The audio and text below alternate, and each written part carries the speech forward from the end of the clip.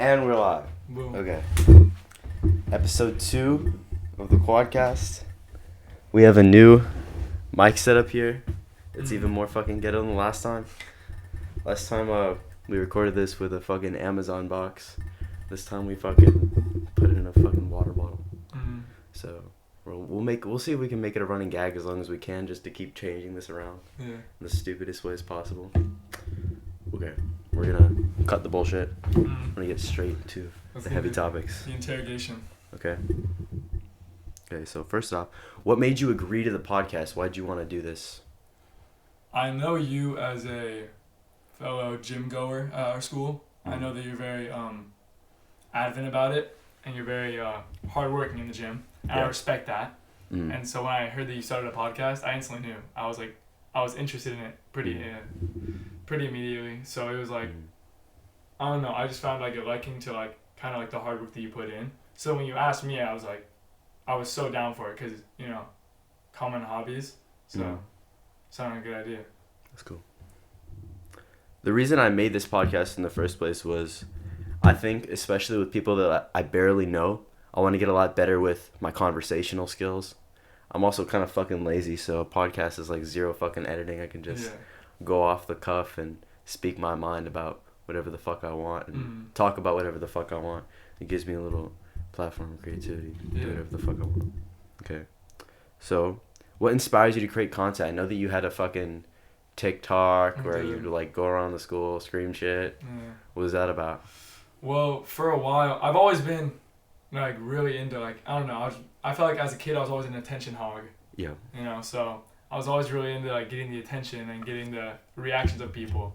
So for a while I was in theater, I would do things like that just to get the reaction in people around me. And so what originally started like recording, like you said, I'd go around the school and I'd interview people. What started off that was just that I found editing so much fun because like for a while I had a fitness account on TikTok. That's where I started. I had a fitness account that reached around like 9K followers. So I was pretty good at editing, pretty good at making videos, and I was like, why not just turn it into something like fun? And I saw that people at my school were going around interviewing people, so I was like, I'll do it too. You've always been an attention hog. Yeah, I have. Get any like dislike for that? I did before I did.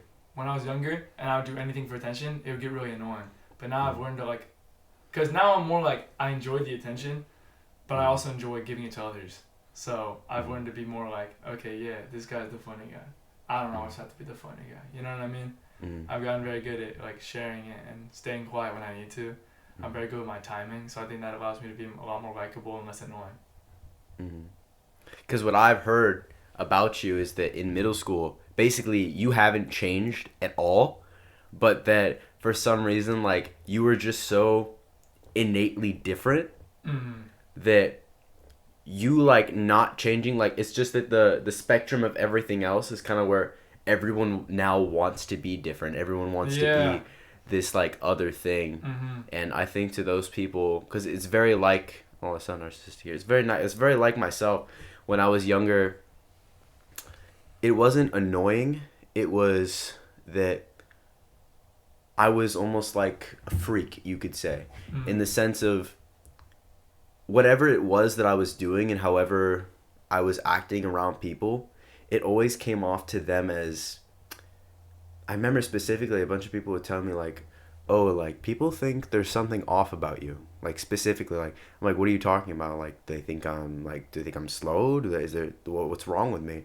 And they would tell me like, I don't know, there's just something off about you. And I would talk to people and they would always tell me, oh, you come off as very confident. Oh, you come off as very charismatic. And my entire life, like growing up, like 3rd grade, 4th grade, 5th grade, I would literally like sleep on the benches during lunch because I had like literally fucking zero friends. And it was really fucking bad. I would like hide out in the bathrooms and shit. And like innately who I am hasn't, like in terms of like that kind of like childlike wonder of going after the things that I'm passionate about and doing them, and kind of what happened when I was younger is like when I'm playing or anything like that, like any type of sport, it was very aggressive and it was very competitive, and a lot of people would think of me as like violent for that, and they would get kind of the wrong idea of who I am. If I said something that made somebody laugh, I would get so fucking happy, and then I would continue the joke, and it would go too far, and people would be like, what the fuck? I remember one time, like, I made people laugh, and I was like, I didn't know I could fucking do that. I felt so happy. Yeah. And then I tried continuing the joke, and these people just looked at me like, what the hell is wrong? Like, it was just a short thing, and if I had just left it like that, it would have been fine. Yeah. But because I continued, it became so off to people.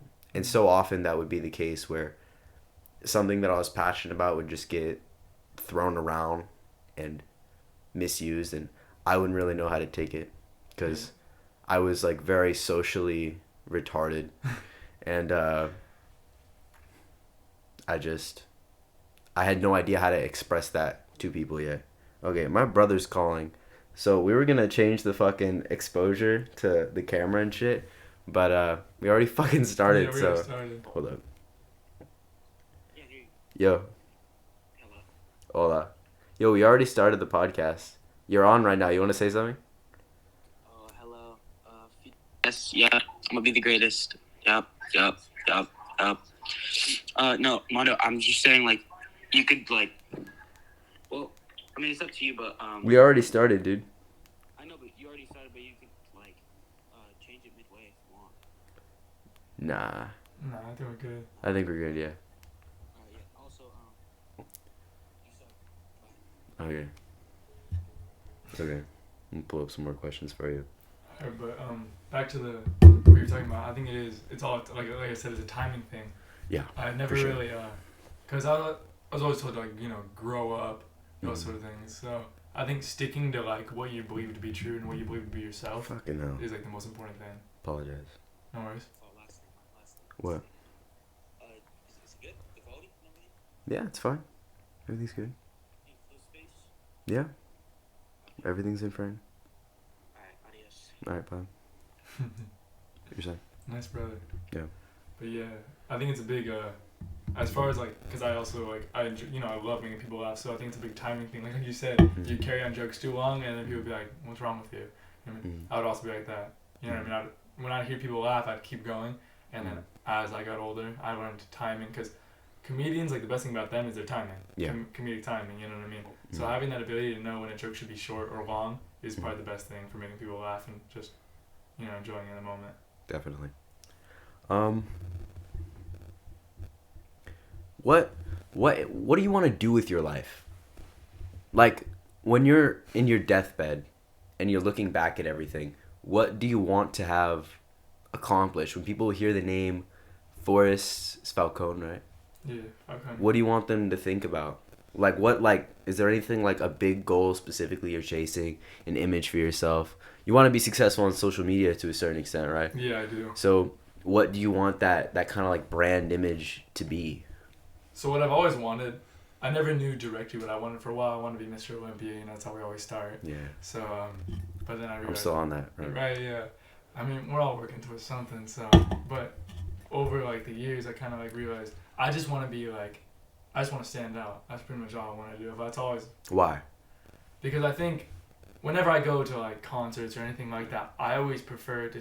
I'd rather be the guy leading the crowd than the guy in the crowd, I think some people are made to be the person in the crowd. I've seen it, like, my, people I know will just, like, want to be the people, like, no one specific, but just people I've seen. You can name names if you want. I'm not going to jump into it, but people I've seen, want to, like, prefer to stay in the crowd, stay, like, blended in, but they enjoy being part of a group. Well, I want to be that guy that leads the group, you know what I mean? Yeah. Some people are just meant to be, I can see that in you, I can see that in myself, you know what I mean? Yeah. I see it in a few other people. Even if I'm just, like, this is going to sound so fucking corny, but even if I'm just, like, walking down the hallway, sometimes I'll catch myself, and I think, like, subconsciously, like, I'll be going through a song, and in my peripherals, I'll be, like, kind of following someone so I don't bump into anyone. And then once I notice that, I, like, kind of look around, and I, like, kind of start to, like, trail off, because I'm, like, I don't want to, like, follow a line.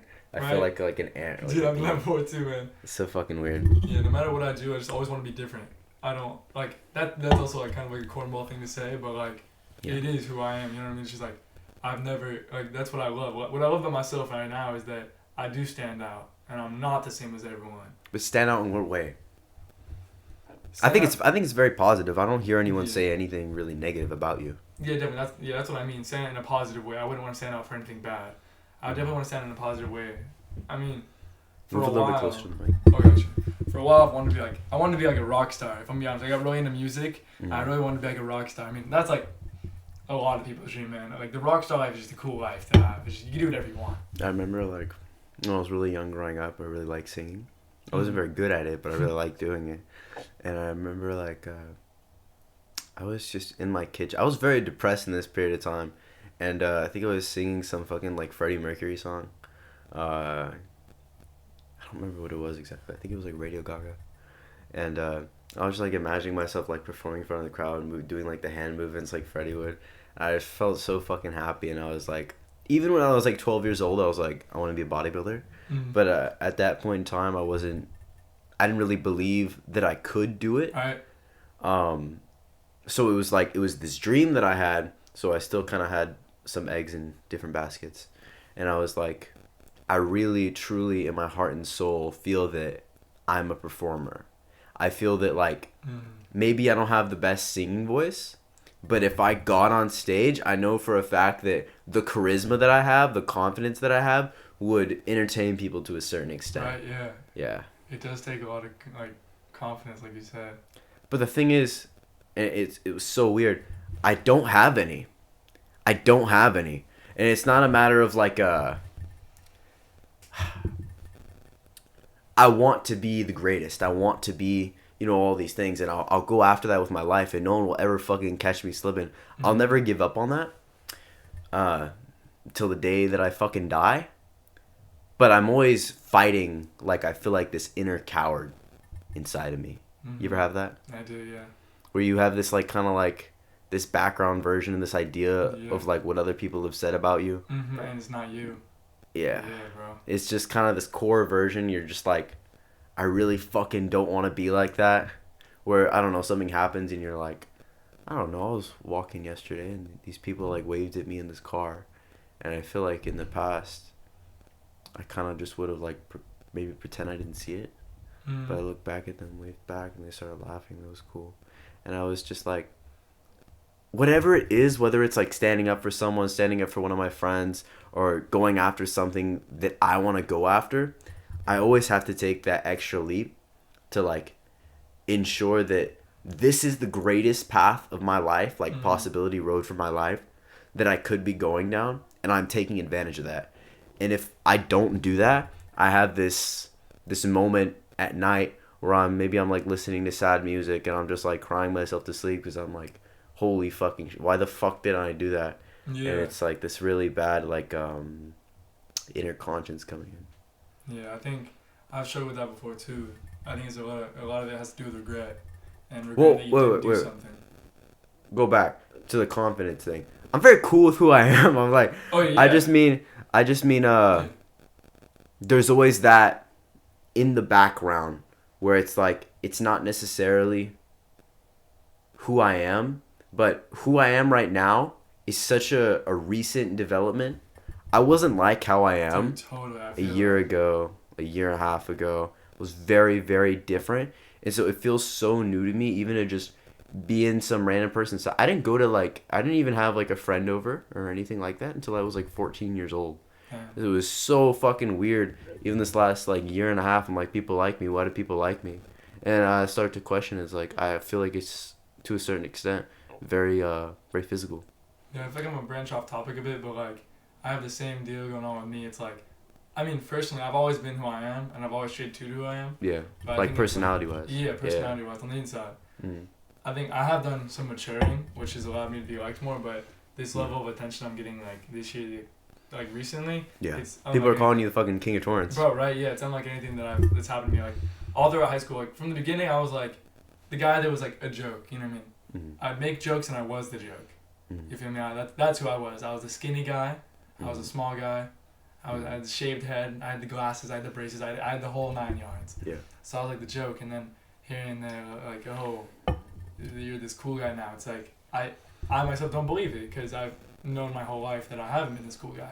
Yeah. And I'm the same person that I have. To be viewed like in that way, it's so surreal because it is. There's so many people that look up to me, and I assume there's a ton of people that look up to you as well and view you in this way.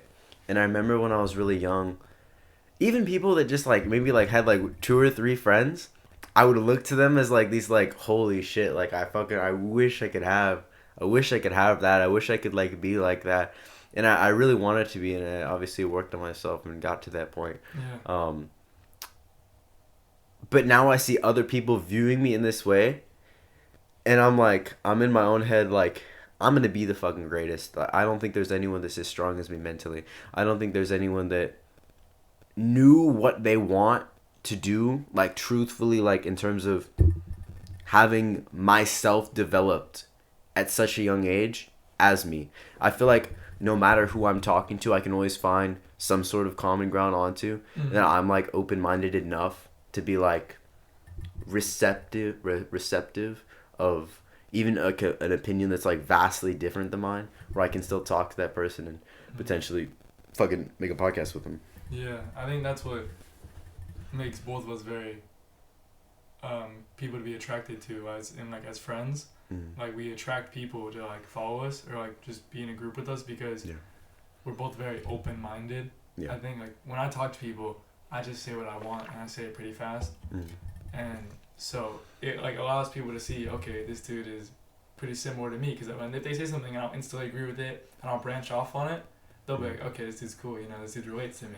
And I can do that with a lot of people, and I think you can too. I see that in you. I can see that you've related to me on a lot of like levels already, and I think that's a very important like trait to have. I agree. Okay. What do you think makes a person evil? Because you talk a lot about like being open, but I myself am not 100% sure. Are there certain lines that you draw when you see someone, maybe they say a specific thing or they act in a specific way, and you're just kind of like, I question myself sometimes because I've had situations where like, let's say very controversial subjects will get it brought up with my friends, like they'll do something that's very controversial. I don't want to bring anything specifically because I don't want to bring anyone in the spotlight. But I remember there was one situation specifically in Florida where one of my friends got accused of sexually assaulting someone. And as their friend, seeing the way that everyone else, all of this person's so-called friends were treating them after, like not even asking any questions, just kind of accepting the accusation without any proof, and seeing day by day this person that was basically like, I would say almost, if not more, maybe not more, but almost like as extroverted as you, slowly dwindle into someone that was like dead silent during class. Yeah. You know, I talked to him, and I remember when I said bye to him, I cried when I was hugging him goodbye because he was like moving schools because I guess the situation got so bad. And people like looked at me like, why the fuck are you crying about that guy? Because I don't cry very often. And I explained to him like, if I was in that person's shoes, and everyone that I cared about, because that dude loved his life before this whole situation, everyone that I knew that I thought I was close with, that I thought were my friends, just accepted this idea about me that wasn't substantiated in any sort of way. It was just word of mouth. And seeing everyone like kind of turn their backs on him without, I wouldn't say like a second thought, because there were some people that were there kind of trying to understand the situation. But it really and truthfully like broke my heart to see someone's life just turned completely upside down like that. Yeah. Damn, yeah. See, it's like seeing you at school, I would have never thought like these experiences that you've already told me, like I would have never thought like you've been like through it, but just like talking to you just shows how similar a lot of people are.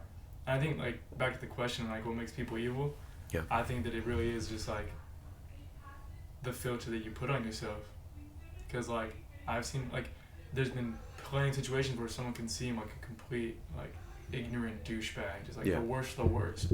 Talk with them one-on-one, they're a completely different person. Yeah, for sure. I mean, I think it's a combination of home life, because nature versus nurture. I think I have an opinion on nature versus nurture, where I'm like, I have like nature versus nurture versus self, because I think to a certain degree the nature part is supposed to be like your genetics, right? I think that's the whole point of the nature thing, is the fucking genetics thing. And so you could argue the genetics and the self thing are the same thing, but I would disagree to a certain extent. When I was like 12 years old, like dreaming of being Mr. What I mean by I didn't believe myself was if anyone had talked to me and had told me you're not going to do this, I wouldn't fucking listen to them. I would just keep going. And that's what I ended up doing. But in terms of knowing, do I actually have the genetics for this? It's only really been until the last the last year and a half where I had some sort of physique where people were like, you stand out physically, to the point where it's like I looked a lot older than I actually am, and to the point where people were actually remember like last year, I was a sophomore, and people were telling me like I was like the first person they'd seen with like actual like developed biceps or something like that, and that was very weird to me. And then it was like once I saw the structure that I had, I saw the width of my shoulders, the size of my quads, I knew, okay, I have good X frame, and I know I have great abdominal control, so I can flex like a motherfucker and present my physique in a really great way. I knew I had the potential now to where I'm like, I'm gunning for that fucking Olympia title. I really want to win it. My plan is I want to compete in classic physique and win my pro card there, and then I'm gonna move on to open class. What about you? I know you want to compete in bodybuilding. I know you want to take steroids. You know I do. I already do, everyone. I already do. No, I don't. But I got some here for you. I should care. Oh yeah. But I mean, as long as I've worked out, I've always, just like you, recently, I've been known not for like the crazy development or anything. I've just been known for being so lean. Yeah. My proportions are pretty nice, I guess. They are, yeah. You have great like insertions, especially in your abs. Yeah. Yeah. I'd say your abs and your how lean you are, like the two strong points of your physique for sure. Yeah. Yeah. Because for some reason I was like, I'm really lean, I guess, but I think it's just, I heard my biceps are nice too, because I got like long insertions. I have short insertions, but a really high peak. So it's do you? Like, yeah. I have to see some pictures afterwards. I'll show you some after this.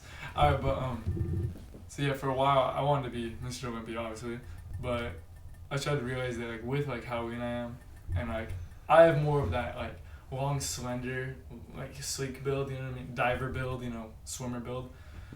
I thought I was leaning more towards like men's physique, but then from that I lean more towards like I honestly want to be like a fitness model, because I noticed they have nice abs, they're real lean. You know, they're not big guys. You know, they're not huge. They can be, but they tend to be more on the leaner, more like aesthetically pleasing side. I think I lean more towards the aesthetic side of bodybuilding. So you want to be like a lifestyle kind of creator then? Yeah. Not necessarily like, I assume at one point in your life you do want to compete in some sort of competition in bodybuilding. Yeah. I feel like with your frame, if you wanted to compete in open, you're going to need to take like a lot of time. With classic, I would tell you don't give up on it, because how your proportions actually change as you get bigger are very unpredictable.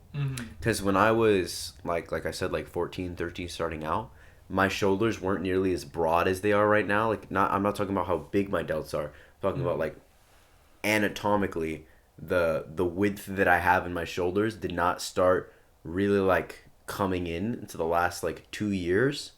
And so I thought this is going to be an uphill battle, because I have a very thick waist and narrow shoulders, which is not good in bodybuilding. But then as I started developing my lats, developing my shoulders, I was like, oh holy shit, I'm actually really fucking wide. So, and my quads, fucking thank Jesus, are really big. Nice legs. So it gives me that X frame to the point where I'm big enough now where even training naturally, so I've only been training in a gym, like an actual proper gym, training properly, eating properly for the last year. And I'm already like, I think if I were to cut down, I would be like 150 or 155, like stage ready. So I would need to add, I think for my frame, at least 20 pounds of muscle, which I think it's very doable by 19 naturally. And that's off baseline. So when I actually do end up taking things, I think I have the genetic potential to actually get big enough. Because in terms of people my age that are as well balanced as I am, I only know of like one or two people that have the same like muscularity that I do, but I don't think there's anyone with the balance that I have. Because I don't really have any weak points in my physique. I said my chest is lacking a little bit, but the insertion is there. Yeah. My clavicles are very wide. My chest insertion is not uneven at all. It connects very low. So once I actually do fill it out, it'll look great. And I have low lat insertions. So my back poses are great. And wide shoulders, so really accentuates that. So I'm not worried about anything. But with you, I would tell you, don't, like... Have you ever gone through a really heavy bulk phase? I've never. Just try it out, man. I know, but if I'm being honest, since... Because if I show you how lean I was, like, pre-bulk, I would say I was maybe, like, 9% body fat. Like, I was exceptionally... I had, like, ab veins, like, crawling up. And then I bulked, and I got way, way bigger. So, I'm not telling you, like, get fat as fuck, but you can slowly increase your calories, you know, get 20, 30 pounds heavier. I actually just started that right a week ago, yeah. What are you doing? I'm up, like, 4 pounds. What are you doing? I'm seeing a lot of, like, carbs, a lot of protein. Tracking anything? What? Tracking anything? Not yet. Or, except my calories. I'm doing, I think, right now I'm doing 3.6K. What are your protein? Protein. I try to get just 100. Just 100 flat. How much do you weigh? I'm weighing 140 right now, 145. I don't think that's enough protein. I know. I'm slacking my protein. You gotta get like at least 1 gram per pound. I know. 1.5 is ideal, huh? Nah. One to like 1.25. Look, there's not a heavy cap with protein, so you can like, so it's kind of like this. Once you get to like 1, it's like this, and then it'll like kind of go like that. And like it does get higher, but it's not bigger. And this is 1, and this is like 2 grams. Yeah. It's not. You're fighting for like 5%, 8%. There's other factors you could be doing to make up for that, like improve your sleep quality, hydrate yourself. Worrying about getting 2 grams of protein per pound, but it's not necessary. It's really just not. 1.5 is really kind of overkill as well. I would say 1 gram is perfectly fine. If you do want to go over that, scientifically 1.25 would be what you're aiming for. Anything higher than that is just like, it's completely unnecessary. All right, let's hop into the more controversial subjects. Okay. It's all the makeup thing. Makeup on men. Makeup on men. Personally, yeah. I say it's cool. Okay. It depends on who you are. Like if you want to, I see a lot of guys at school that are very masculine, very, like you. You're a very masculine man. I can definitely tell that. The wide shoulders, the deeper voice, the facial hair. But I definitely see some guys at our school that are more feminine, and personally, I think it looks great. I see a lot of like models now as men that are very feminine. They have the nice. The androgynous thing going on. Yeah, they have the small nose, they have the nice skin, the nice hair, the nice lips. I think it looks dope. I think they could rock some nice makeup. I think, like for me personally, I've worn makeup. You know what I mean? I've worn lipstick. In middle school, I wore I used to color my eyebrows because they were so white. I got called out for it. I got made fun of. You know what I mean? That's because I was dumb. I filled it in black. And I had like white hair. It's like obviously I'm gonna get called out. Yeah. Especially like the day before I didn't have any eyebrows. But no, yeah, I've worn makeup, and I think I could do. I think I'd do it again. Like I have some red spots on my face that I can like cover up with some concealer. My sisters know a lot about makeup, so. Why do that? I think I enjoy looking pretty. I told you the aesthetics. I like it. I work out, so my body's pretty. I think. Do you think it's a little different though? With makeup, I would say I'm for it in terms of like artistic expression, but I think where it comes to the point where someone's trying to improve their appearance in terms of like you said, like little blemishes or things like that, that's where I'm like, I almost am like, it's very unnecessary in my opinion. I think it almost comes across as like it comes across as very unauthentic. It's like, if you have like, I've had really bad, like, oh my god, my acne like just now is getting like decent to where it's not completely out of control. But if I showed you like the amount of like acne scars that I had like a year ago and how fucking bad it was, you would look at it and go, you'd be like, dang, he fucking miscalculated the blast. Fucking all these steroid side effects that he's getting. And even like, as long as I've had it, now I'm learning like, okay, in a certain amount of time, I don't know when, but I'm gonna hop on Accutane and I'm gonna nuke the acne and just completely get rid of it. But until that time period, to be honest, if anyone like makes like, I have fucking acne on my arms, is how bad it is. But if anyone makes a comment like that, I've dealt with it so much now that I'm just like completely impervious. I'm like, I don't give a fuck. Like, oh my god, like I remember someone was like, oh dang, you got hella acne on your back. Yeah. I just have to live with it. It's like, it's fine. I don't care when people mention it anymore. Yeah, again, for me, I think it's like when girls say like, oh, we're doing it for ourselves, we're doing it for us. I'm starting to see that a little bit now, because like when I do it myself, like personally, when I've been called out for my acne, I've been called out for my hair, Hair looks good, man. Thank you, bro. I've worked on it. Yeah, so I've been called out for a lot of things, you know what I mean? And so. Well, think about it like this. As far as a self thing, you look in the mirror and you're like, I look better. And when you look better, you feel better. Yeah. That's just, it's like that. It is. Yeah. But if, quote unquote, looking better what that is it's like, on subconsciously, on days when you look like shit, that you're treated worse than on days when you look better. And so you're kind of looking for, if you look at yourself and your own self-image and in isolation of everything else in humanity, and you're like, I look sexy, and you're like attracted to yourself, it's a little odd. Yeah. You're like, I look good. You're comparing that to this standard in society, or you call it like maybe like a genetic lens, where you just see this and you're like, that looks good, and you see that and you're like, that looks bad. There's like studies with like babies and shit where they like treat ugly people worse. So you can't really like, there is a subconscious component to that. You understand what I'm saying? Where it's like, even myself, like on a day where I'm wearing like let's say like these skinny jeans, for example, I'm like, oh, my legs are showing, my ass is popping, like I feel like this looks better. I'll kind of like be a little bit more rambunctious that day, or like try and like, I don't know, I feel better. I feel more like, where as other days where I'm wearing like some shitty outfit, I'm like, I don't feel as confident. Yeah. And to that extent, it's like, you're doing it for yourself, but you can't really ever truly disconnect the two. It's very, very like, it's almost impossible. Yeah. Yeah. So, what do you think about women wearing makeup?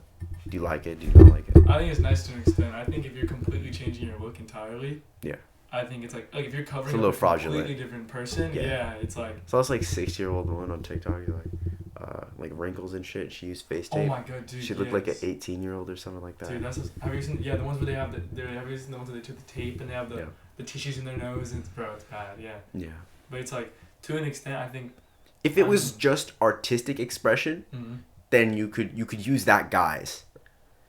But if it's not that, and this is just like, oh, this is my daily makeup routine, it's like, that's fucking weird. Really? I feel like sometimes, I see girls, and if they're wearing like nice makeup, like makeup that, for example, like, I think it's the same way as clothes, you know what I mean? It's like the same way some girls can do their eye makeup a certain way to make their eyes pop, or they'll wear clothes a certain color to make their hair pop, you know what I mean? I think it's the same way. I think if a girl, for example, does like nice eyeliner, and she has brighter eyes, and makes her eyes look nicer, or she'll outline her lips, make her lips look nicer. I think it's like she's probably doing that like to make herself more confident, which I've also done. Yeah. And I think, too, I also think it looks nice, like personally. So like I have no problem with it. It does look nice. Like obviously, if you're wearing makeup and you do it well, that makeup is going to make you look better. It's going to make your skin look cleaner. It's going to make maybe your skin look a little bit more healthy, and it will accentuate certain features that you have. Like you said with the eyes, you put like dark what's the shit called, like mascara, eyeliner. Yeah, mascaras for the eyelashes. Yeah, if you put that on, it will make it look better. But in my personal, if I see like a gorgeous girl, and she like is wearing like a ton of makeup, I kind of like close myself off to it because I'm like, I don't trust it a lot, and I would very much rather the person that I'm with be like, I want to find them just beautiful, like 24/7. I don't want it to be like this drop the guys and wake up right next to her and it's, what the fuck is that, Yeah. That's crazy. Fuck that. I feel like I don't know. That's definitely like different per person, because like for me, if I see a girl with makeup and she looks pretty, I don't really think. I just go, wow, she's pretty, and then I go up and talk to her. This is if I'm single. Everyone, this is if I'm single. If I'm in a relationship, I'm loyal, but I'm single, and I see a nice girl, I'll go up to her and I'll talk to her, and then usually after that, as long as it's not, like you said, a complete 180, like she's the opposite of what she appears to be because of the makeup, it's like extreme, I'm an extremist with it, then it's like, if she looks a little bit different, it's like, I think I'm more attracted to, like, by then, if I'm waking up next to her, because I don't get in bed with a lot of girls, I'm more attracted to like her personality. I mean, I think that's just the makeup is a way to pull me in. Yeah. Yeah, I respect them. I respect it for it. You know what I mean? Cause like. So you go up to a beautiful girl, you're talking to her. If she's a little, bro, my God, it's happened so many times where I'm talking to some chick, and she's like, she opens her mouth. I know that sounds like really bad, but I'm like, oh fuck, she's an airhead. Bro, I know what you're talking about. It drops immediately. I'm like, fuck. If they're on the same level of like maturity or just like understanding that you're on, it's just like it's such a turn off, dude. Okay. I'll talk to you about virginity at this age. So if you don't know, I'm a virgin. You are. Yeah, 100% pure. What about you? I'm not. I'm assuming you're not. Yeah. Yeah, I'm not. What do you think about that? Maybe like pressure for, because in my personal opinion, right? I made like kind of this, it's not like a religious thing. I made this vow to myself that I don't want to lose my virginity to anyone that I don't love. Mm-hmm. And I don't, oh shit. Like 1 second. Hola? I'm not coming over. I'm at a friend's house right now.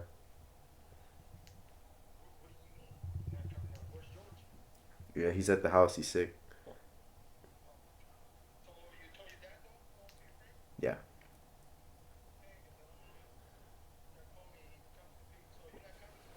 No. Yeah.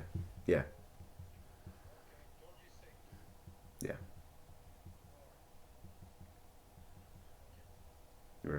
Okay, see you. So many interruptions in this fucking podcast. 3 calls. Okay. Oh my God. 4. Hold up. Apologies. Yeah. This week. Tomorrow.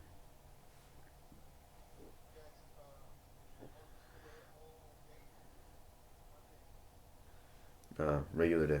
Regular schedule. Alright, bye. Okay. How much time do we have? Okay, we have an hour. So I'm gonna grill your ass. Alright. Okay. Experiences with illicit drugs. The only thing that I have tried, or actually I've tried a few things, not really popular drugs. Nothing really seems to really hit me hard. So the only like popular drug that I've ever tried is weed. And I don't really think when I did, this is all satire. Yeah, this is all jokes. All jokes. I didn't really feel anything because I don't really think that I took enough. And so, in my own personal experience with illicit drugs, in all honesty, the hardest thing that I've ever taken was like a ridiculously high dose of like pre-workout. And that has knocked me on my ass quite a few times. Wait. So, being all jokes. Yeah, all jokes. This is for storytelling purposes. I would smoke a lot. I smoke a lot of pot, a lot of weed. I actually started this year, but I liked it a lot, and so I try to control myself, so I do like maybe once or twice a week. Most I would do like 3 times a week. And I do enjoy it. I do find a lot of fun from it. It doesn't improve like my confidence or anything like that. I feel the same, but I just like, I feel more fun and feel more light, you know what I mean? My friend Justin, names, but satire, told me not to dabble with alcohol and just to stick with weed. Justin's a close friend of mine. But I didn't listen to him, and so I dabbled with alcohol and it kind of messed me up. Yeah, I realized that I could handle it really well, so I drink a lot. You know, I end up in bad places, you know. Like what? Like specific stories? I mean, yeah, there's this one time I just got like real drunk. I ended up on someone's front lawn. This is at like nighttime. I'm just like laying there, it's so comfy, you know what I mean? Just like stupid stuff like that, you know. There was a few times where I did some like pretty heavy weed, and then I drank a lot, you know what I mean? And then I would end up in my bed throwing up, you know. I stopped doing edibles. I did a few edibles, but I stopped doing edibles because I would green out every time. Because I don't know, I swear it was something with my metabolism. My fast metabolism. It metabolizes it really fast in my body. Yeah. Hits all at once, and I'm throwing up. You know, I'm throwing up and I'm just passing out. That's what happens to me. My first time, I didn't know what the dosage was. They said take half. I took half. I offered the other half to some of my friends. They said, oh, no, we don't want to do that. I said, all right, screw it. I took the whole thing. Never went away. Fell asleep. Woke up that night. I thought the air was poisonous, so I was breathing into my pillow, and I threw up 8 times and passed out. Yeah. So I tried again. It was nice. Third time. That was weed? Yeah, that was weed. And I was like, nah, no more edibles. But now I'm sober. Now I decided to quit. You're committing to being sober. Yeah. How long have you been sober? I've been sober around a week now, and I'm gonna go on a 2 more week sober break because I'm going to the Philippines and it's completely illegal there. You can't even talk about weed there. No. Yeah. That's weird. You know, they're think like that's odd because they're forgive me if I'm wrong, but I think the age of consent in the Philippines is like 8 or like 12 really? years old. Yeah. I had no knowledge of this. Yeah. It's so weird how laws work sometimes. You would think if you're old enough to like have sex, you'd be old enough to like smoke weed. But I mean, they just ban it entirely. I feel like in the Philippines, you could probably get away with a fuck ton of shit. So. Nah, it's a little bit different because it's they're heavy Christians. So yeah. Because they got taken over. The reason it's called the Philippines because it got taken over by Prince Philip and he converted them into Christianity. Yeah. So that's why they're like really heavy on like all drugs. You get caught with like some things and you're like. Really? You know, yeah, you're in a lot of trouble for anything. My knowledge, I thought steroids were legal over there. I don't know about steroids. 'Cause I think steroids might be pharmaceutical. That's why. I think like prescription weed or something like that is okay, but don't quote me on that. I'm not actually sure. But I feel like if steroids are illegal, it's because they're pharmaceutical. And that's the only reason.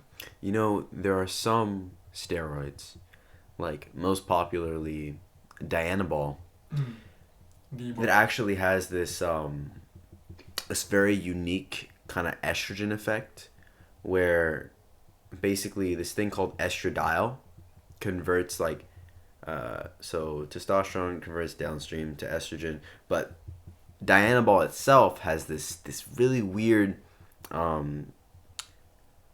variant of estradiol where basically the entire time you're on it you just feel like very euphoric and like very happy. Like if you're like a regular functioning guy, you need to have a certain amount of estrogen for sex drive. But this kind of ramps that up dramatically. And so you're just more prone to happiness, to just feeling like holy fucking shit. Especially on Dianabol. It's like euphoric. Yeah. It blows people up very, very fast. It's one of the things where if you take maybe like a testosterone or something, maybe people won't notice for the first month or so.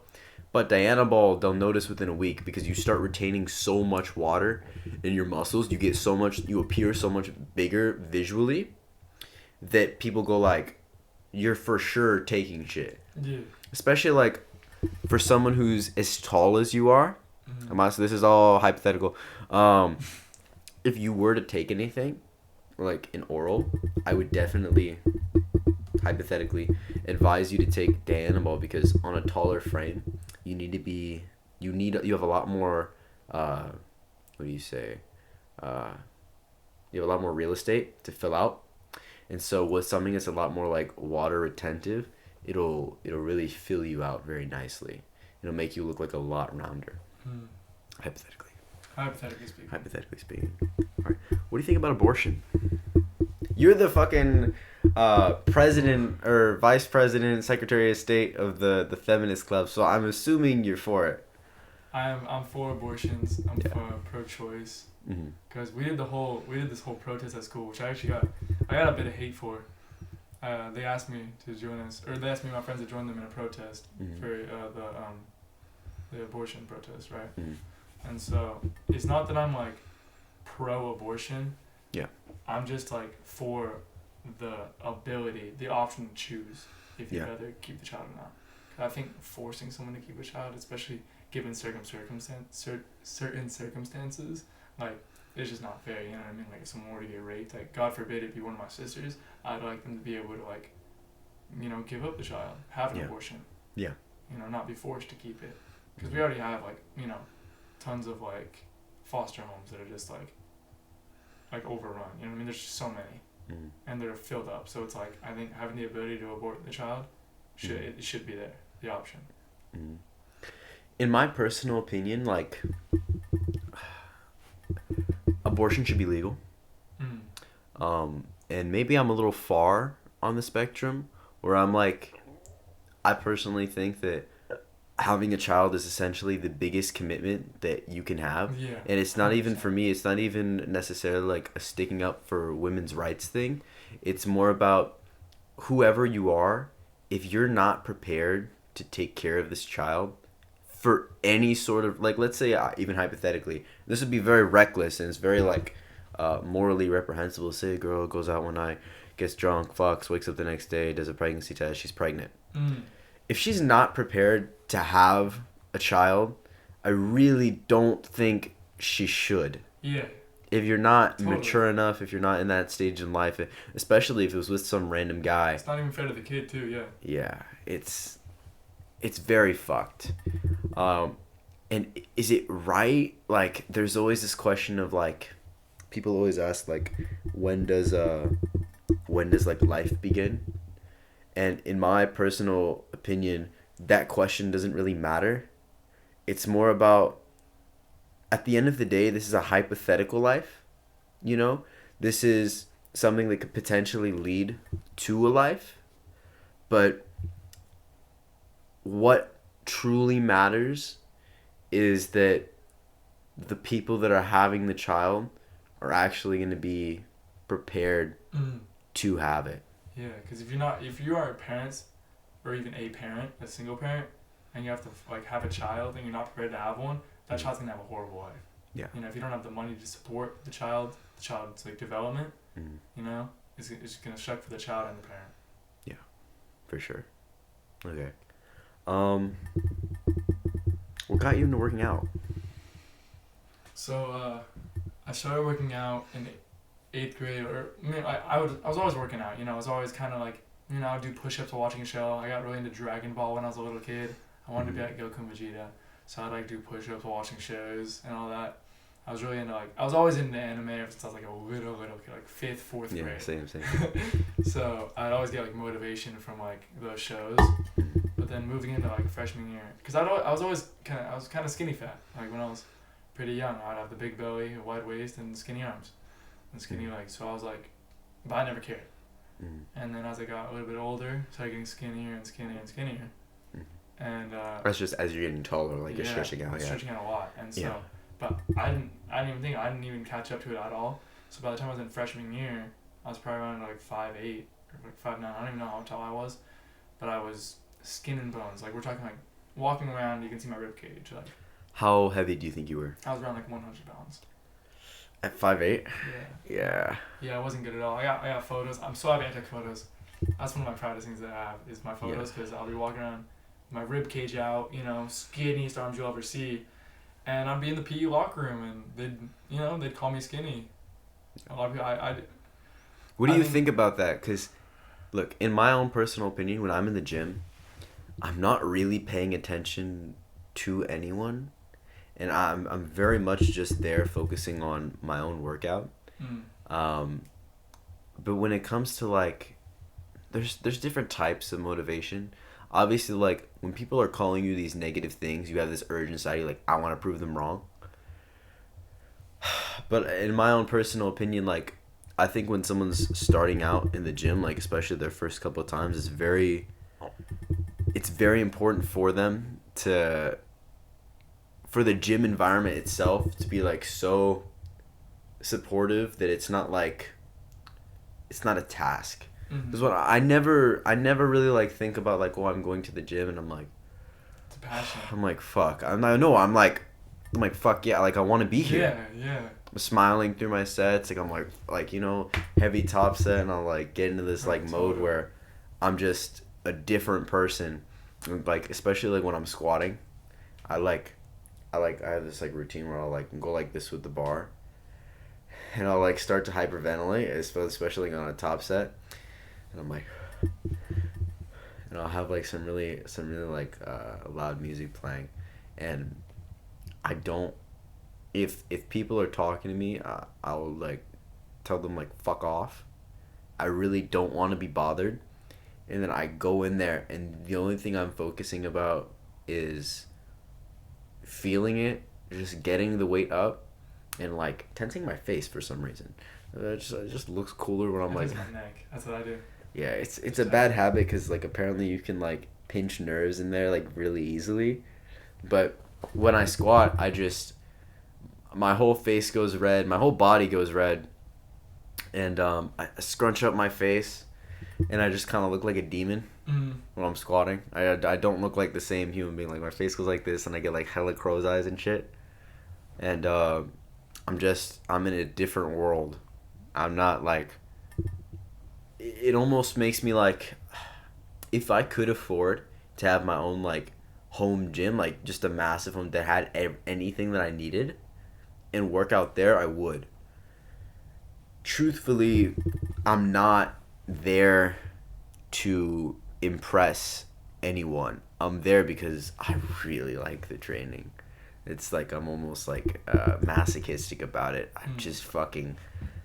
When I see someone like a David Goggins or like a Tom Platz or any of these guys where like when they're in the zone or like a Mike Tyson, they just become these like completely different people. I'm like, fuck yeah, I like this guy. He's crazy. Yeah. I like it. I totally get what you're talking about. I'm like, and those are the people that like in the sport I resonate. I don't care what the fuck they think about the fucking political state of.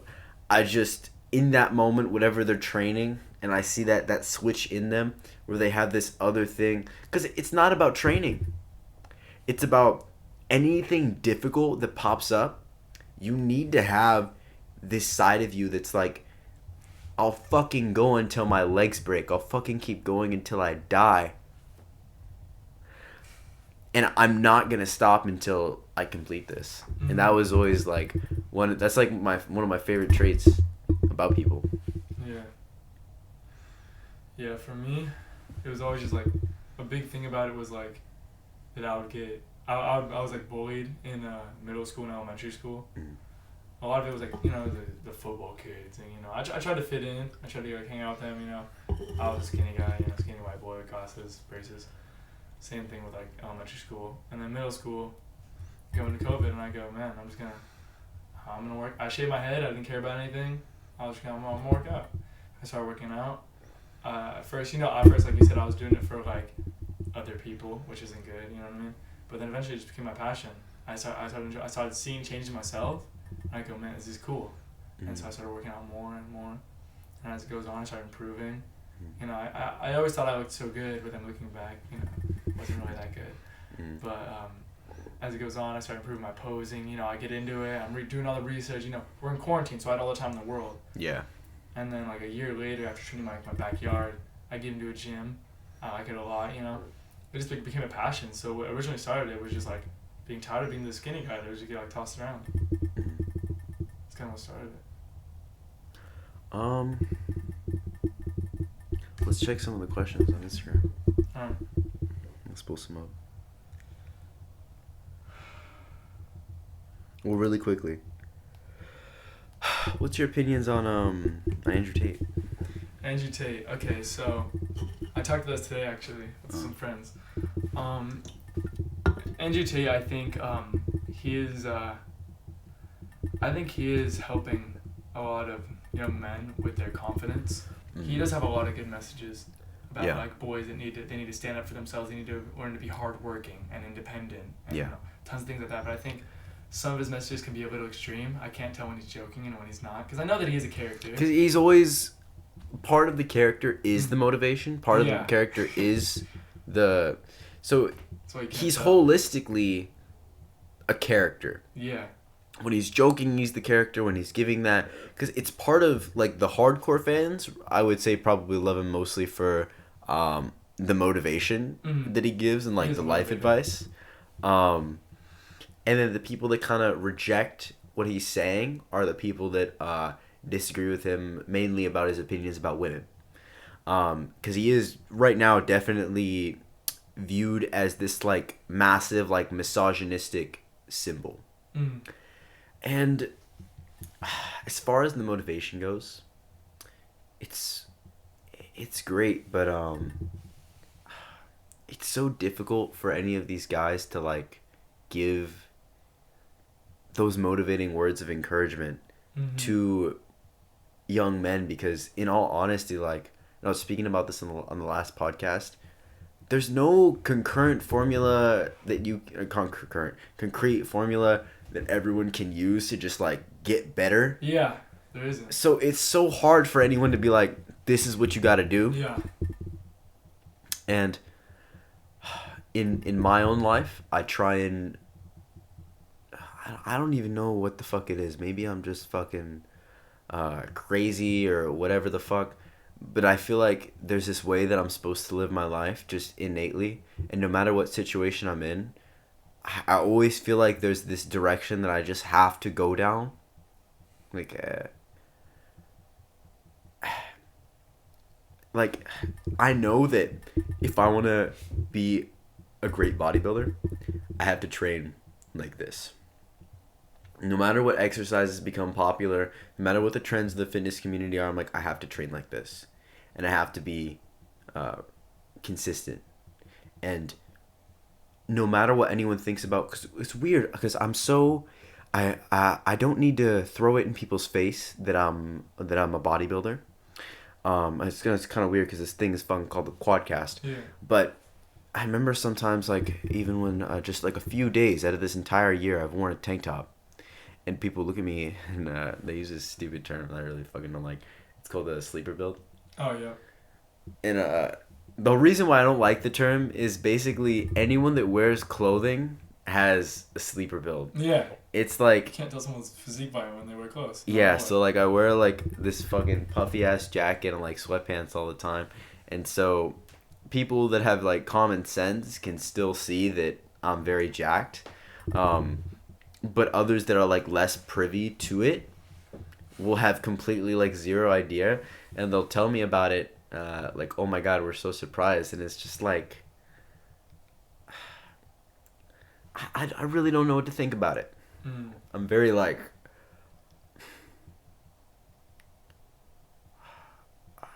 it's so, I try not to be as superficial as possible, because to me when people compliment me on my physique, I'm like thank you, you know, but I don't really go like, oh, like it's not something that brings me happiness.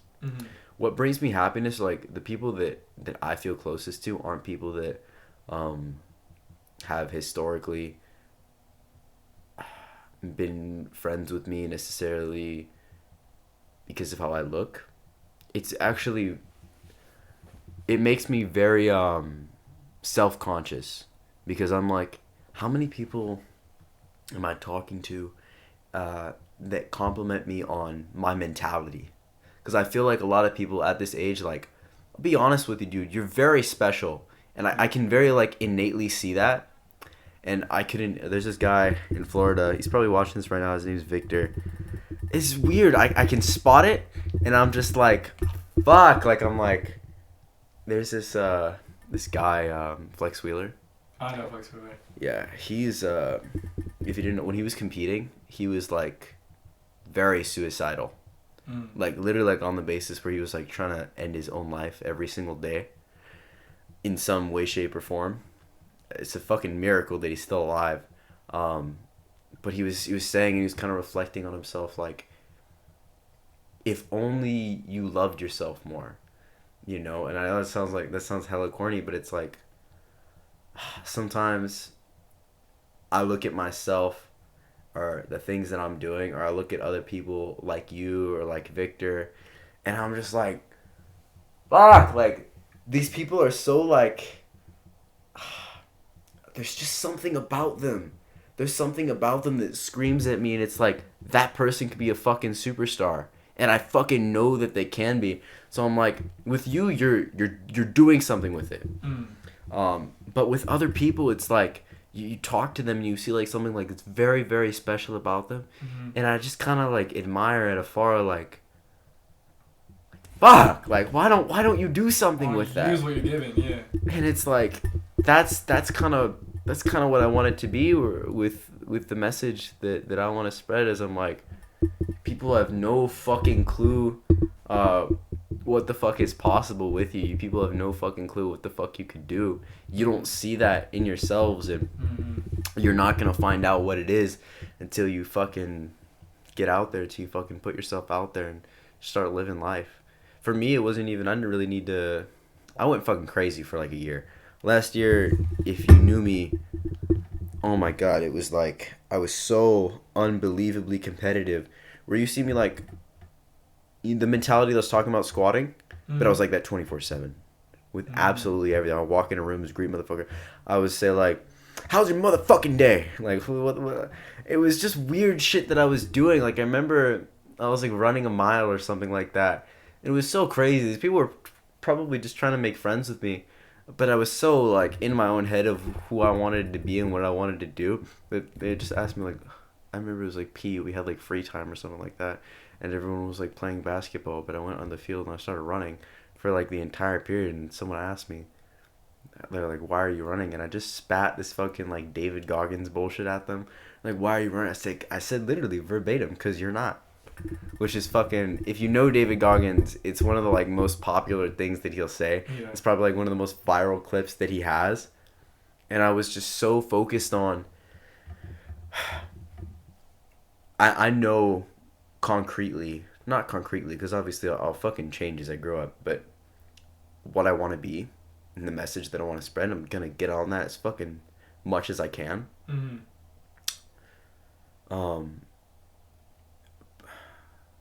Fucking completely lost my train of thought. Get on that as soon as I can.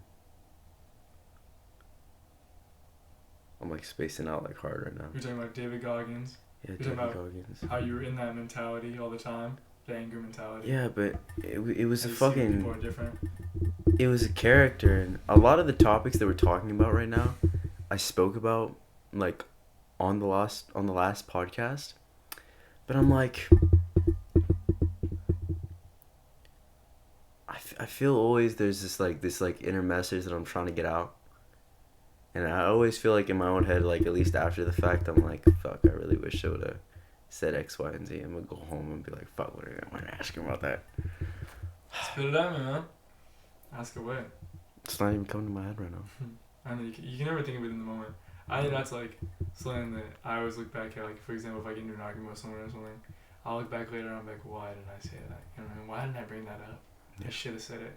And I mean, there's been moments like that at school. Like, I remember there was this one time, it was last year, I offered some kid It was the stupidest thing ever. I offered some kid a biscuit that we cooked in our like foods class, and he slapped it in my hand.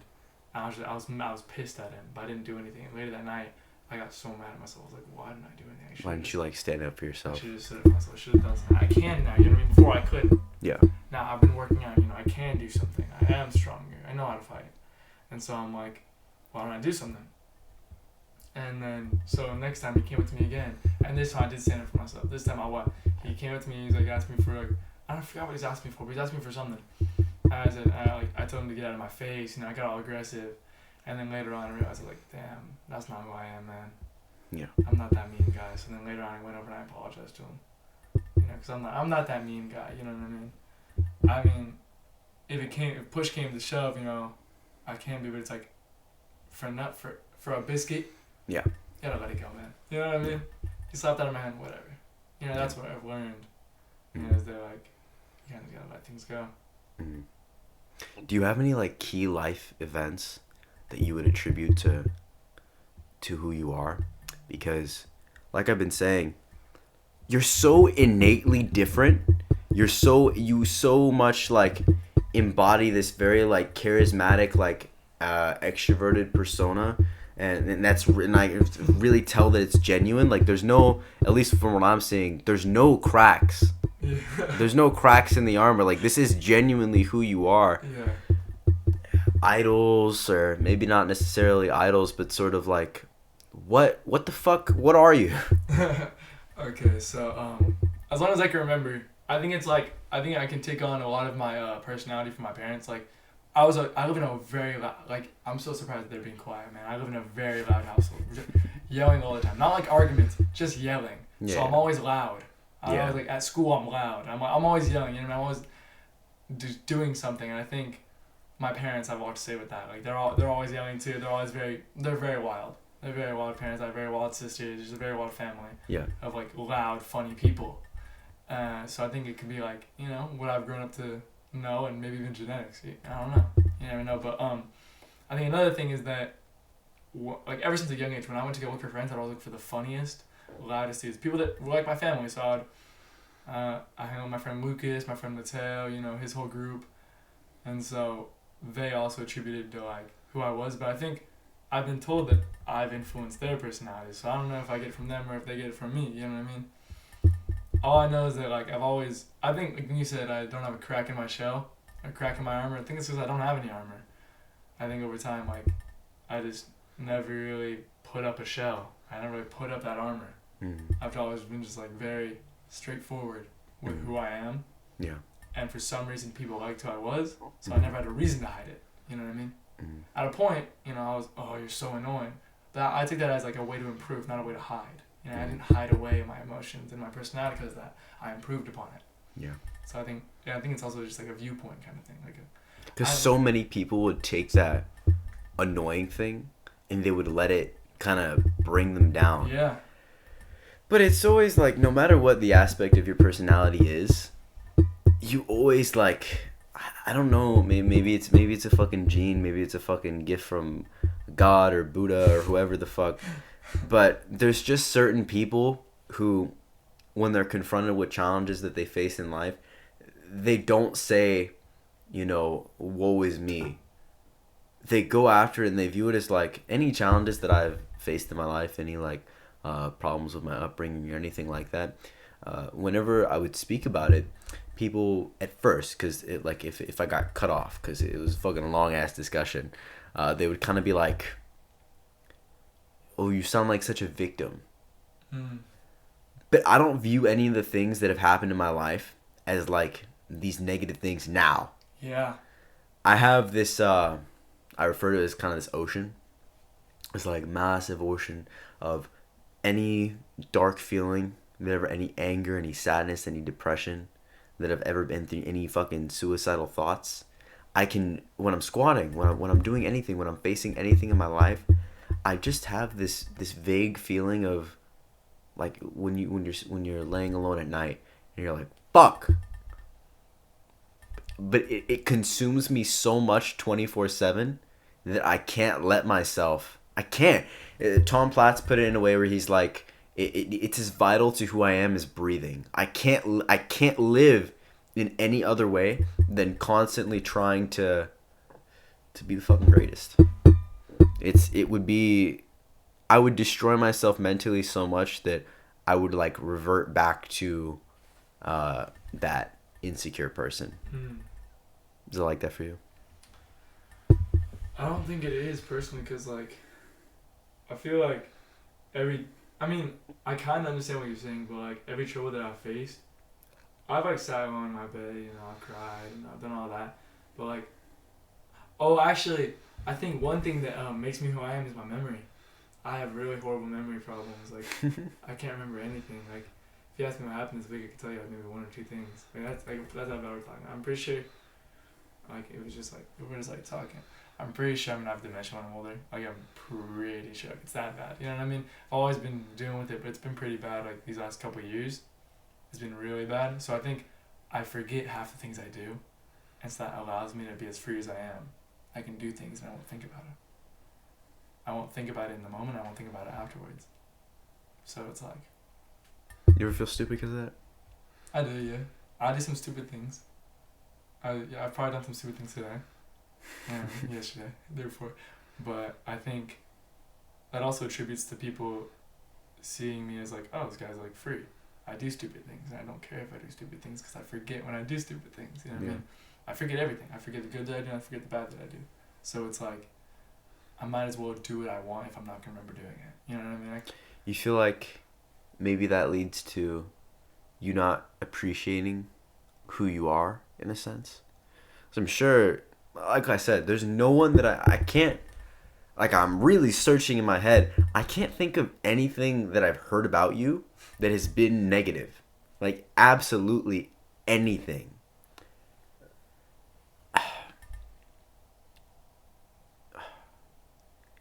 And that's what I'm talking about, like the whole special thing. Mm-hmm. It's so I can't articulate it. It's so weird. Like it's just like champions or whatever the fuck. It's just some aspect about someone, or even if I know nothing about them, if I see that in them, I'm like, fuck, I want to talk to this dude. I want to see what he says about things. Yeah.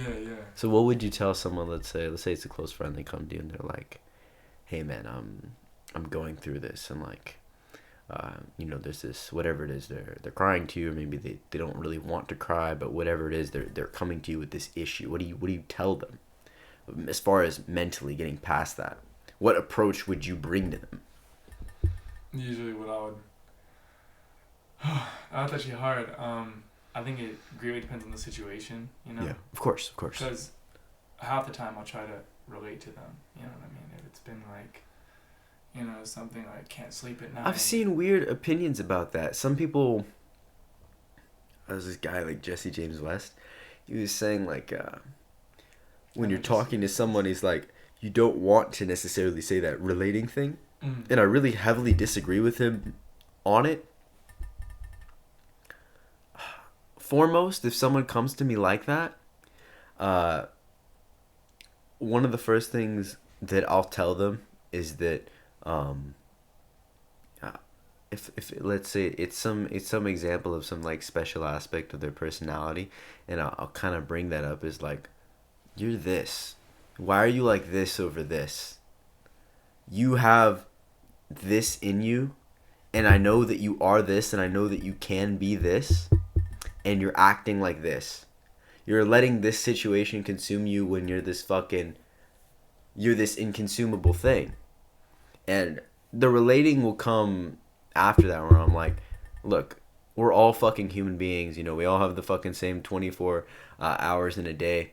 And it really does inspire people when they hear, well, and maybe to a certain sense you could say it's illogical, but I think there's a certain amount of stupidity that we need, where it's like, solely from the aspect of another human being did this, I'm a human being, so that also means that I can do this. Yeah. And it's very illogical because it doesn't really make sense, and it's not going to fit in every situation. Like, not everyone has the genetics to become your bench pressing world record holder. Not everyone has the genetics to become the fastest reader in the world, But that inherent belief that since we are all human, if this person does it, I'm capable of doing the same thing, will get you past like so many fucking things. It's crazy. Yeah.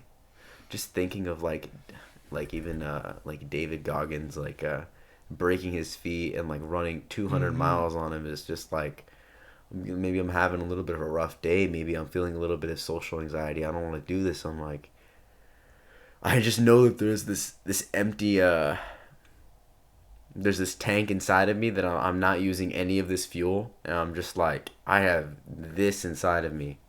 I can't let this situation consume me, you know? No, exactly. That shows the potential that the human mind and human body has. You gotta keep people in check, you know what I mean? Like, if someone came to me with a problem, you have to remind them, you have to say, every human goes through this at least once in their life. Because I think most of the problems that I've dealt with from my friends that they told me about is fairly common among their peers.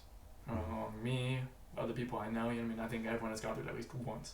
You know what I mean? Like heartbreak, something that'll keep happening in your life. You're going to experience a lot of heartbreak. The average person experiences a lot of heartbreak. So it's, you have to remind them that it's a very common issue. It's part of the human experience. Right. And you have to remind them what they're capable of. And what they're capable of overcoming, and what they have and can and will overcome. I think that's like the most important thing to remind someone when you're trying to help them. I asked you this earlier, but I don't remember if I got like a response to it or if we just tapered off to something else. What keeps you going? Whether it's working out, like helping a friend through something, because sometimes you kind of feel like an asshole, and like your friend will be telling you something, but maybe you're having a shitty day as well, so you're just kind of like, I really want to help this person, so I keep myself in this to not be a dick right now, and just make this about them and help them out. What keeps you in that? What are some key motivators in terms of like helping you push through life? Push through life. I think the main things that help me push through life is that I'm always doing something. You'll never catch me not doing something. Whether that be like causing a scene at school just to make it fun for everyone else, or working out, or trying to motivate others. I think a big motivator was when I post my physique and people would be like, man, you helped me, you motivated me to work out. It's the best thing ever. Like last year when I first started posting my physique, I had seniors come up to me and say, oh man, your physique's amazing, like you motivated me to work out. I'm like, man, bro, a dude older than me I motivated. That's like, it's like so surreal. And that was a big push. And then people telling me that I made their day better, I made them laugh in class, things like that just like pushed me forward. And just like having that response, the direct response from other people and how I affected their lives in a positive way, definitely just having a positive impact on anyone having a positive impact on anyone can better their life. Why do you think that specifically is like, that's a big thing for you? I think because it could be anything, but it's specifically that you're making other people's days better. Why is that like this cornerstone? I think it's because I noticed that my days weren't always good, you know what I mean? Yeah. If I have a bad day, I would never want someone to go through what I have gone through, you know what I mean? Yeah. Like, you always want to like bring, like, fucking hell, if you're having like a really bad day, it would really be nice if someone would like come up and like say, whatever, to like inspire you or whatever, whenever you're feeling down. Unfortunately, it's not the case, but you can definitely fight to make that happen. Yeah. Whenever any of my friends are having a bad day, I don't really get that the jokester thing where I like just try to make them laugh. I'm more like I really do want to remind them about the whole like human potential thing, and just that they can fucking do, because I really want to be a symbol of strength for a lot of people.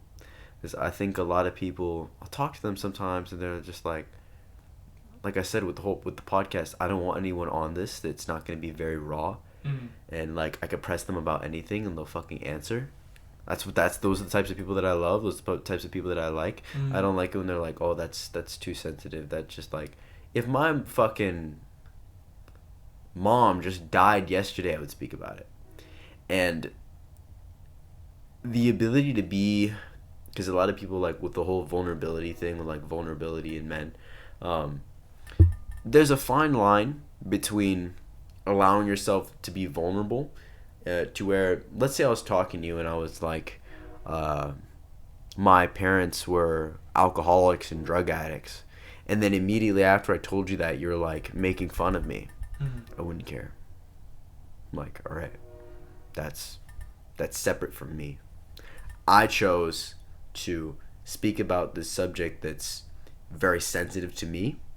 So regardless of what you say, like afterwards, I'm still like, I'm there like completely unaffected.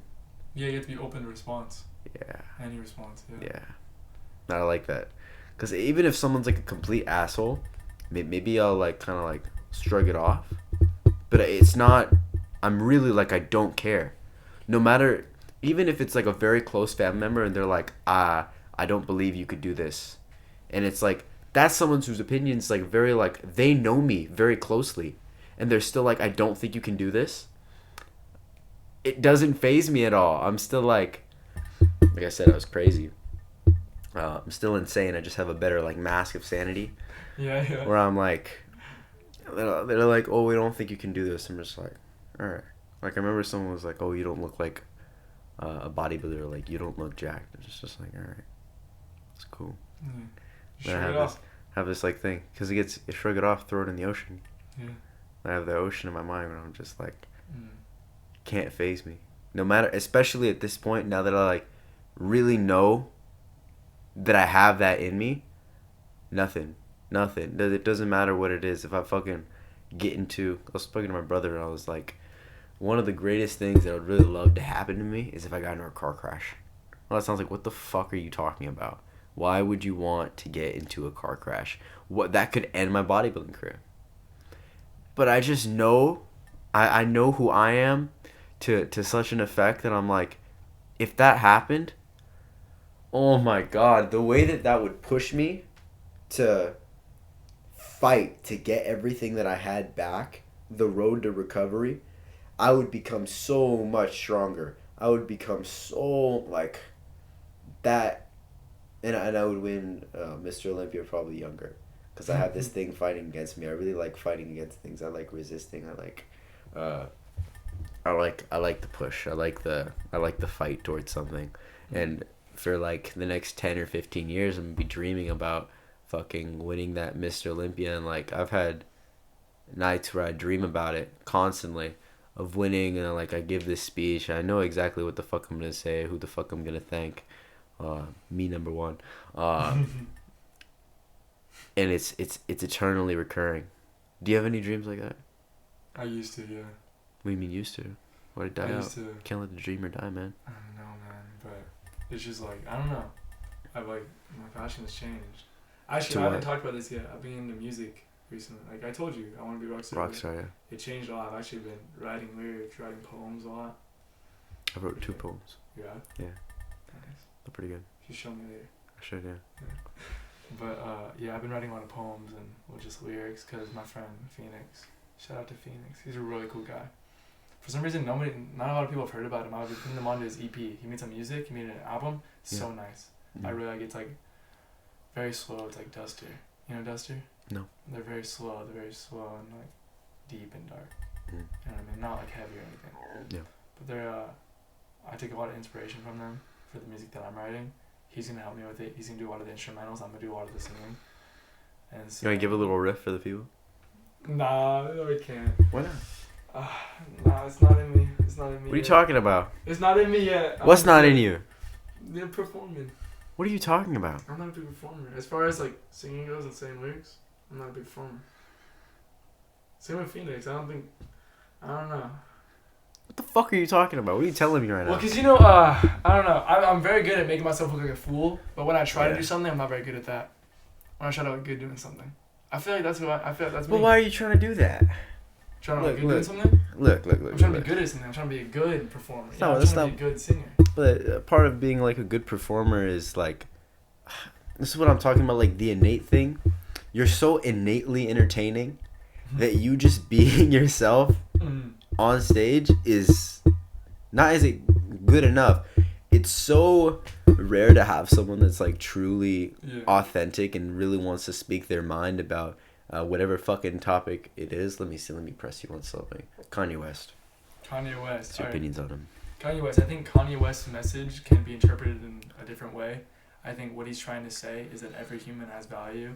Every human has something they brought to the table. I think I can agree with that. Good, bad. Like with the Hitler thing, you think he's just trying to say that there's aspects of Hitler that he brought to the world. That were good. Yeah, I think the way he's wording it is horrible. I think it's ruining his character. Yeah, because I think he definitely has mental illnesses that are going unrecognized, unacknowledged. I think they're very much acknowledged. Yeah, but I feel like they're not being treated. Him. Yeah, not by him. They're not being treated in the way they should be. Yeah. You know what I mean? It's also difficult to well, he is. He's opening up to the world about a lot of the shit. Views, but not about like his mental illnesses. Yeah, he's not. Because I have them. You know what I mean? He's trying to fix the world without fixing himself. Mm-hmm.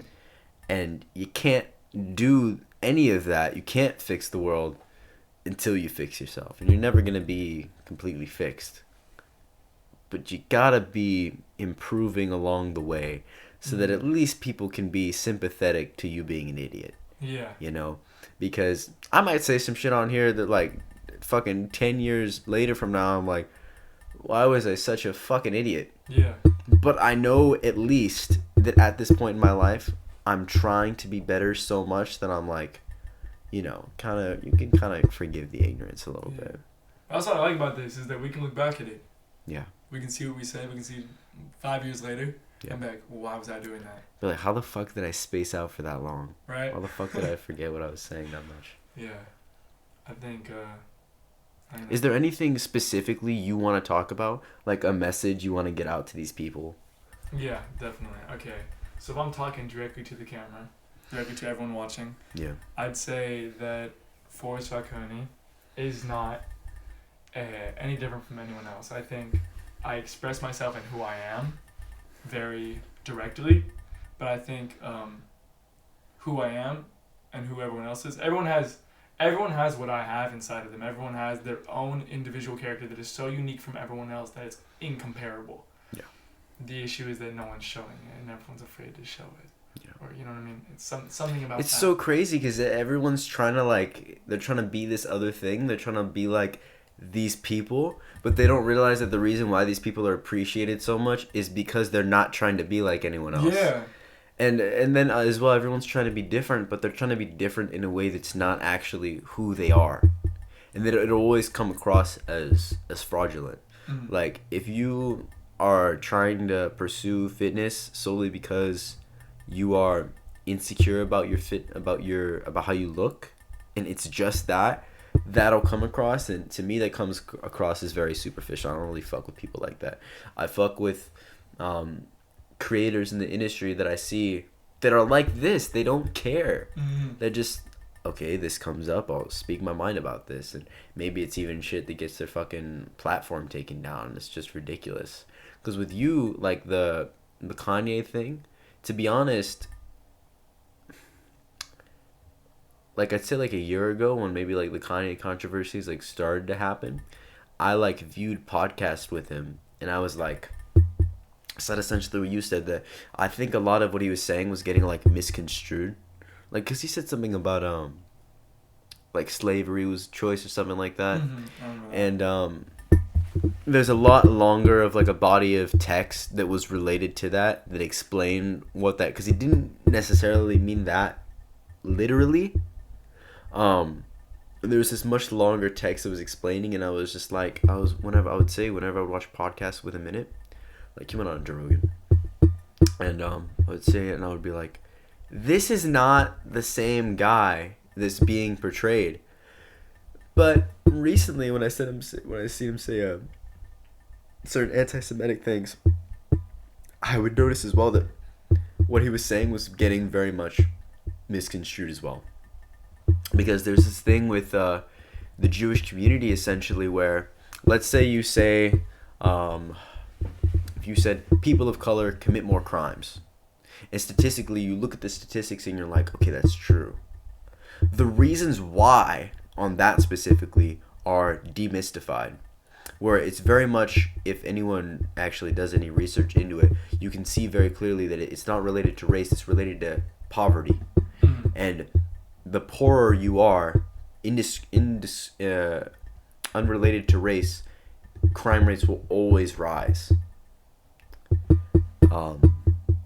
With the Jewish thing, it's very strange though, because when Kanye talks about there being a lot of Jews in Hollywood, or there being a lot of Jews that run banks, people see that and they're kind of like, yeah, but no one knows why. I don't understand why. There are a lot of Jews in Hollywood. There are a lot of Jews that run banks. Why are these banks run by Jews? Why is that? And no one knows why. And so those topics that are seen, and you see Kanye getting canceled from that, a lot of people look at that and they're going like, why is this dude getting canceled? Mm-hmm. It doesn't make it. It seems like what he's saying is true. So what the fuck is going on? And it makes people kind of distrust these like media platforms as well. Because the media platforms are companies that are concerned about business. And if Kanye is disliked so heavily, they got to take him off, because then they're going to receive backlash, which is bad for their business, so they take him off. Mm-hmm. And it just looks like he's saying these things about Jews, and then all this bad shit happens to them by Jews. It's people are like, what the fuck is going on? Yeah. Do you wonder? I don't know why there's a lot of Jews that own banks. I don't know why there's a lot of Jews that are in Hollywood. No one fucking knows. And that's the problem. It's not demystified. With the crime thing, it's demystified. It's because of poverty. But with the Jewish thing, I have no fucking clue. I couldn't tell you. I literally couldn't. I'm not educated enough into like Jewish culture or anything like that, like to really tell you. I truthfully couldn't. I respect the way you do this. I like how you word yourself very confidently, and you say things and you do mean them. You genuinely mean them, and you don't seem to have too much of a filter, but you have enough to the point where you don't seem arrogant. And, it's not a filter so much. Mm-hmm. It's more of just like. It's like your word. It's knowing that I'm uncertain. Yeah. Because there's like a philosophical thing with Socrates, where he's like, I'm the smartest person. And he's like, the reason why I'm the smartest person is because I understand that I don't know shit. Mm-hmm. And he would go up to people and he would ask them, do you know this? And it would be like some ridiculously hard question that he couldn't even fucking answer. And they would be like, yeah, and they would claim to know this. And he would be like, nah. He's like, I'm proclaimed, the fucking oracle in Athens proclaimed Socrates the smartest because, quote unquote, he knows nothing. It's the knowledge that I'm like, I really don't fucking know about any of this shit. And I know that I'm a little ignorant about it, but I'm willing to admit that. And that's what comes across as like, oh, it's like maturity. It's really just like, it's just authenticity. Yeah, it is. Like so often, like intelligence, charisma, confidence will come across as like, oh, this person is so mature. It's just allowing yourself to just flow off the cuff. Oh, exactly, bro. That's what I've been trying to tell people. What makes you so different? I'm authentic. And it's like, they'll ask you like what makes you that, and it's just like, it's just habit. Once you get into like a certain point of like, okay, when they ask me how my day was, if it's actually not going good, I'll say it. Mm. If my day's going great, I'll say it. Mm. If I'm into this, I'll start saying it. If I want to talk to that person, I'll go talk to that person. And then once you, whatever it is, your natural desires, once you actually start leaning into them and you see what it is that you are, and you're like, I don't like that, I like that. You can decide, oh, I want to lean towards this, and I want to fix this, I want to pull away from this. So for me, I'm like, I have a big propensity towards violence, and I have a big propensity towards anger, to the point where it could be something so small, but I'll have like violent fantasies. Like I'm not talking like sexual, I'm saying like I'll just in the middle of the day I'll completely randomly I'll dream off of like, I really want to beat the fuck out of that guy for no fucking reason. And I'm picturing myself doing it. I'm picturing myself grabbing his hair and fucking slamming my head into his face and watching his fucking nose start bleeding. And I'm like, I start smiling, and then I catch myself and I'm like, that's not fucking good. That's criminal. That's fucking like, why do I want to hurt this person? And then I remember I got into a fight in like the 7th grade. So I fought the same guy twice. And on the second time, basically, I just pummeled him so badly that he just kind of put his hands behind his back, and I was just beating on his back for like a minute straight. And the adrenaline that I had in that moment was so addicting. But 2 minutes later, so basically his dad was there, and his dad was like 6'5" or something, and I'm like in the 7th grade, and I'm pretty much like at the skinniest point I've ever been in my entire life. I was like 107 pounds or something like that. And his dad comes up to me, he's like, because I fought this dude before, and he's like, what the hell, like, you know, I thought we were like over this, like I thought this was done. And I sit down on the bench, and I kind of just realize what I'd done, because these people that I'd known my entire life, because I went to the same school from 1st grade to 7th grade, and it was super small. It was like 200 something people, and these same girls, these same guys that I'd grown up around had just seen me do this, and they were like telling me to stop, and I just wouldn't. And I sat there for like a good 30 minutes and just cried, and they were asking me like, why are you crying, you know? And I was like, I realized how horrible it was, what I'd just done. Even if it's something like super, super simple, where it's like... Sister. What up? Yo. Oh, we can go soon. Yeah, wrap it up, wrap it up. Alright, bye. Yeah, let's just wrap it up real quick. Even if it's something very, very simple, I look at it, like, let's say I get like a little tiny little angry, just like in bed, just like punch my brother or something like that. I sit down on that bed and I'm like, I was so weak in that moment, and I really fucking hate that. Yeah, when you give in to those violent urges, it just shows you're not strong for it. Yeah, it's weak. It never comes off to me as like, fuck yeah, you know, because even people with the situation it was very complicated, to where it was like some people were like, oh, maybe that was deserved to do that to that person, but I just looked at it as like, it comes back to that wanting to not be superficial. I want to be able to handle anything verbally. That's why I've made such an emphasis on making myself well-spoken and articulate, because I want to be able to... There's been so many problems that have come into my life the last year that I've solved verbally, that I'm just like, I almost feel like a god, because I feel like I can de-escalate almost any situation and bring everything back down to where it doesn't fucking erupt into chaos. And that's something that's very... that I take a lot of pride in. Yeah, that's good. It's good that you overcame that. Any last thoughts? Questions you want to answer potentially? I think I'm happy that we were able to have this conversation, and that I was able to deeper understand you and like what you've been through and your thought process. And I think we're a lot more similar than we thought we were. Yeah. I know we were talking about that. We were like, oh, are we gonna agree on some things? Are we not? And I think I've agreed on you on a lot of the things you've said. Yeah. I think I really have agreed on you. I think we've connected on a different level, and I respect you a lot for that and for inviting me on here. Respect you a lot as well. Thank you. Love this conversation. It was nice. I love that, like, there's nothing, like, really that I'm, like, it doesn't really matter who I'm talking to. There's nothing where I'm, like, fuck, I worry if I'm, like, gonna offend this. So this, like, because we aren't really that close. Yeah. So this being able to be as fluent as it was, and being able to understand you as much as I was able to during this, just off the cup, like, no fucking script.